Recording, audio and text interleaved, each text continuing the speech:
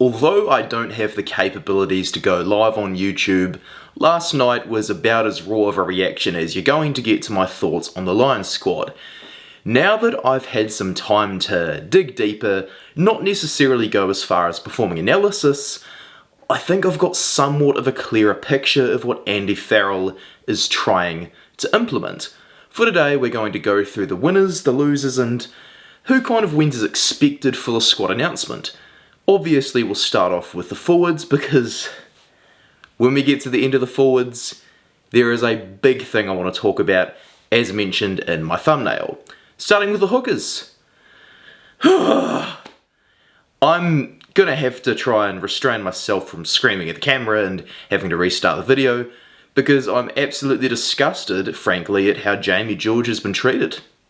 Jamie George is a former England captain. He's been on 2 Lions tours before.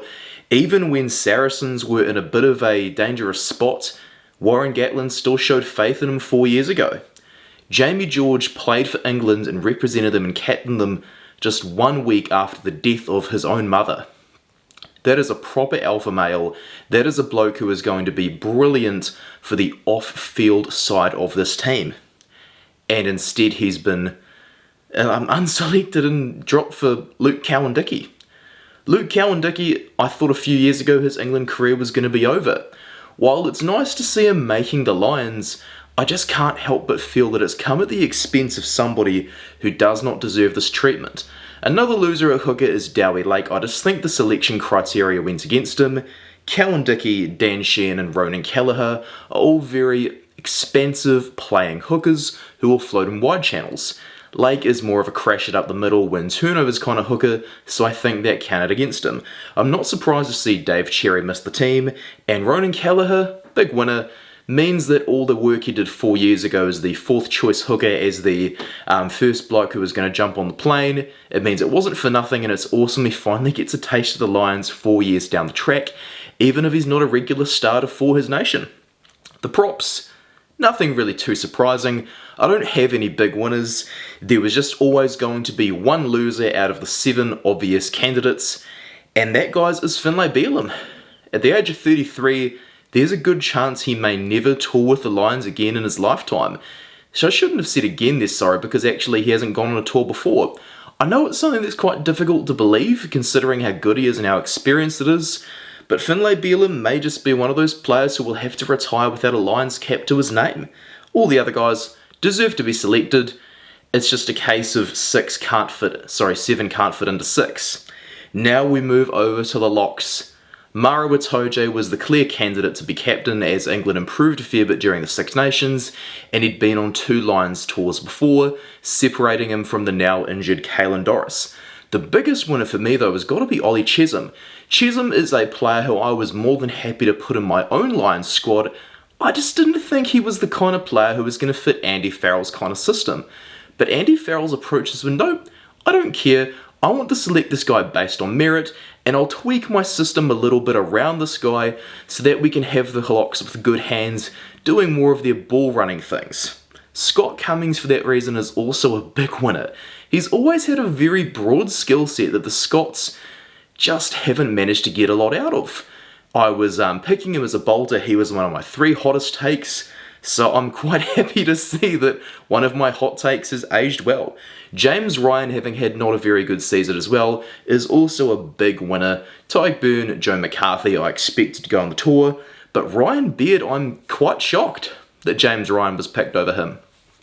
Beard offers far more versatility, the ability to play lock and 6, but appears Chesham is going to be the guy doing that instead, with James Ryan as an experienced player to come off the bench potentially. The other losers are Grant Kilchrist and Will Rowlands.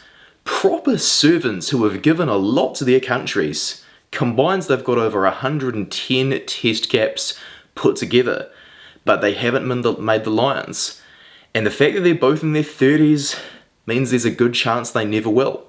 I feel for those guys given all the effort they've put in, but let's move over to the big talking point. I'm surprised it took me almost 5 minutes to get into this, but Henry Pollock is a proper bolter. And the fact that I work full-time as a digital marketing executive means I can kind of tell when a little bit of Photoshop has been used on things, and if you zoom into the image I have of Pollock in the Lions jersey, it's kind of a bit obvious he's been photoshopped. I think this guy is the big winner because he's a direct replacement for Caelan Doris, who would have made the tour but for injury, as I said about what Tom Jordan would probably do for Sione Tuipulotu if Tuipulotu wasn't fit. Anyway, I digress. Henry Pollock is going to be excellent for marketing. He's great with interviews, he's got so much passion with the ball in hand, but most importantly, he doesn't forget the dirty work in the breakdown. He's not even played 40 minutes of international rugby, he's played about 25 for England, and even though Steve Borthwick's sabotage on him and his Lions chances was a thing, the sabotage failed. Pollock was playing well enough that he deserved selection, and I'm very glad for him. Jack Morgan, stoked about him as well. Boy oh boy do I rate this guy. Incredible player. As expected, Tom Curry and Ben Earl were clearly going to make the team, whereas Sam Underhill and Jack Willis probably were not. In any other year, Jack Willis would have toured. I get that, guys, he's incredible. But the fact that he plays for Toulouse in such a competitive position just means it wasn't going to happen, and Sam Underhill, a bit of a similar situation. I would have been happy to pick Underhill, but with his lack of game time in such a competitive position, I can 100% understand the sentiment behind it.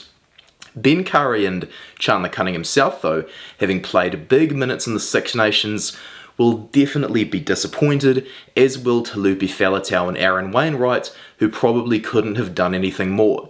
It starts getting a bit spicier though in slide 2 of the back row, where we talk about the Scottish and the Irish players. Josh van der Fleer had missed selections for 2 Lions tours before, so of course I'm putting him in the dub column. Jack Conan and Rory Darge, I expected their fates to go this way. Rory Darge very good for Scotland, but just quite not at that next level, and Jack Conan was obviously going to be a guy on the tour, given the fact that he plays for Leinster, he's been on tour before, and is an experienced player who you know what you'll get from. But boy oh boy is it disappointing for Jamie Ritchie. I thought Andy Farrell was going to select 7 back rowers so we could have 2 specialist blindsides, 2 specialist number 8s, and 3 open sides / 1 open side that's a utility. Obviously that was always going to be Ben Earl. Anyway, Ritchie, 28 years old, former captain of Scotland, in the form of his life. Even with John DL as an assistant coach, he still hasn't made it. And the fact that he's truly at the height of his career, it makes you think he may never get a chance again. And I feel for the guy. He's worked so hard, he's had the limitations of a quite terrible game plan if I'm honest. And after all this work, it's amounted to nothing. Caelan Doris, obviously, as I've mentioned, he would have made the tour but for injury. And Jack Dempsey, given the fact that Mac Fagerson was injured and the fact that Caelan Doris was injured, his chances probably went up a little bit as I mentioned in a past video, but he just hasn't quite cracked it, with Conan being more experienced, so he's probably going to have to sit in the L column given he's 31 years old and may never tour again. Now into the back line, the things that just still confuse me even after about 18 hours of knowing the team. Thomas Williams plays for Gloucester. Gloucester definitely have struggled in the last few years. Though this is Williams' first season with them, he didn't really win anything with the Cardiff rugby side either. He has only won 2 championship titles.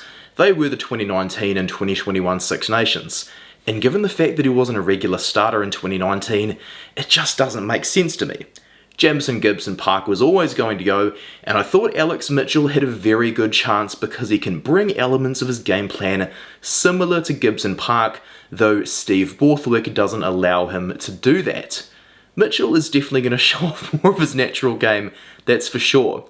Thomas Williams can do similar things with expansive play. He has scored a fair few tries for the Welsh, but at the end of the day he's been the one consistent member of that Welsh spine, with Faletau, Lake, Williams and the likes all having injuries in the last few years, with Wales clearly without a first choice fly half. With Williams being that one remaining guy that's always there, ever present, you've got to point finger at some of the players, and I think he's got to be that guy on the spine who you point the finger at for not performing. But he's made it. I'm a bit concerned about Williams because there is that fact of just being too used to losing being a real habit. Anyway, Ben White, George Horn, very unlucky. Incredible players, world class. Both World Cup heroes who just haven't quite cracked it. I think the fact that Horn doesn't start for Scotland counted against him, whereas Ben White playing for Toulon was what counted against him. As we move over to fly half, I have similar sentiments about Finn Russell and Thomas Williams. I think both of them lack the silverware to justify places in such a squad, but if you are going for a bit more of an expansive game plan that's instinct-based, they are probably pretty good bets who you can rely on to enable the guys outside them. But when you're trusting Finn Russell over a bloke who plays for Leinster, the bloke playing for Leinster is clearly doing something very wrong. And that bloke playing for Leinster is Sam Prendergast. His tackle technique is awful, he's just not got very good game management skills under pressure either. I just haven't seen any evidence that he's good enough for international rugby yet. And yet, because he started every single Six Nations game aside from the last, I thought he was going on tour. I'm very relieved he's not though, and he's in the L column, because at the end of the day he's got lots of work to do. I would say, mate, learn to tackle, convert yourself into a fullback, and I'll give you a place in the Irish team. As expected, Marcus Smith was going to go. He covers two positions. I know that everybody had a cry for me, but the fact that he offers that versatility is very, very good. I initially thought he would be competing with Russell for one spot and trump him because he can cover two positions, but with an expansive game plan I can totally see why they've both been selected. With Russell in the winning column, Jack Crowley I think just wasn't going to go because of the lack of game time, and same with Gareth Anscombe. Warren Gatland was correct with what he did with Anscombe by dropping him. And Owen Farrell and George Ford, that sucks for them. George Ford is a player who I've not really seen the value of throughout my time watching England rugby over the last decade, but with the fact that he's in his 30s, he's probably never going to make the Lions in his whole life. With Prendergast and Owen Farrell probably ahead of him, he will be one of the most capped ever players to never make the Lions. He will be just the third Test centurion to never make the Lions. Owen Farrell I think probably could have made the team because I thought Andy Farrell was going for a more structure-based game plan.